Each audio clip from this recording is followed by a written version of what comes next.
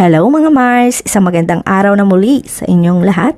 Welcome back sa aking pagluluto. For today's video guys, nagluto ako ng sopas. Bagay sa mahalumigmig na panahon. Iniwan ko nga pala yung aking paglalabas sandali at nagluto nga ako nitong sopas dahil maghahapunan na, wala pa kaming ulam. Kaya naman naisipan kong sopas na lang ang iluto.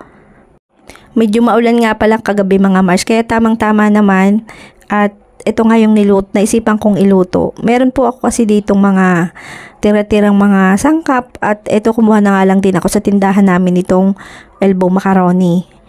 Yan, mag-igigisa-gisa lang muna natin yung bawang at sibuyas. Saka natin ilalagay yung chicken. Yung chicken po, scrap lang yan ng mga chicken. Kung natatandaan nyo, nakaraan nagluto ko ng fish fillet at dinibone ko yun. Hindi ko po tinapon tong mga